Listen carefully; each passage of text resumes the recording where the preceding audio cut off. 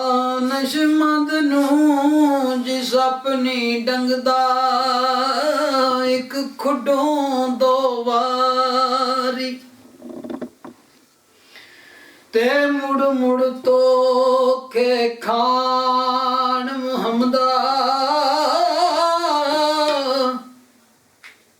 ਓ ਮੁੜ ਮੁੜ ਤੋਖੇ ਖਾਨ ਮੁਹੰਮਦਾ ਐ ਮਤ ਜਿਨ੍ਹਾਂ ਦੀ ਮਾਰੀ ਤੇ ਬਾਸਾਂ ਵਿੱਚੋਂ ਖੁਸ਼ਬੂ ਨਾ ਆਵੇ ਉਹ ਤੇ ਰਸ ਨੀ ਆਉਂਦੇ ਦੇ ਛਲੇ ਜੇ ਕਰ ਨੀਅਤ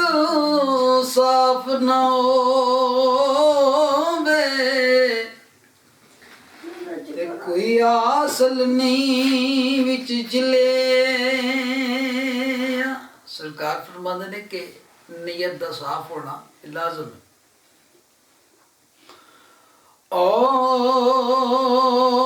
ਦਾਨਸ਼ਮੰਦੋ ਵਾਈ ਸੁਣੋ ਤੁਮਾਮੀ ਓ ਦਾਨਸ਼ਮੰਦੋ ਵਾਈ ਸੁਣੋ ਤੁਮਾਮੀ ਅਰਦ ਫਕੀਰ ਕਰੇਂਦਾ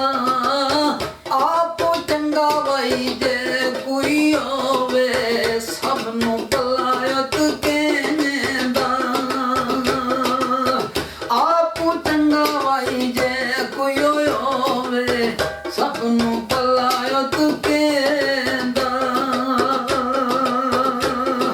ਉਹ ਬਾਸਾਂ ਵਿੱਚੋਂ ਖੁਸ਼ਬੂ ਨਾ ਹੋਵੇ ਰਸ ਨੀ ਦੇਵੰਦੇ ਛਲੇਵਿਆਂ ਜੇ ਕਰਨੀਅਤ ਸਾਫ ਨਾ ਹੋਵੇ ਹਾਸਲ ਕੀ ਵਿੱਚ ਛਲਿਆਂ ਸ਼ੀਸ਼ ਮੱਲ ਵਿੱਚ ਕੁੱਤਾ ਵੜਿਆ ਕੁੱਤਾ ਨਜ਼ਰੀਆ ਵੇ ਜਦ ਉਹ ਜਾਤੀ ਅੰਦਰੇ ਉਹ ਪਾਈ ਕੁਝ ਉਹ ਨਜ਼ਰ ਨਾ ਆਵੇ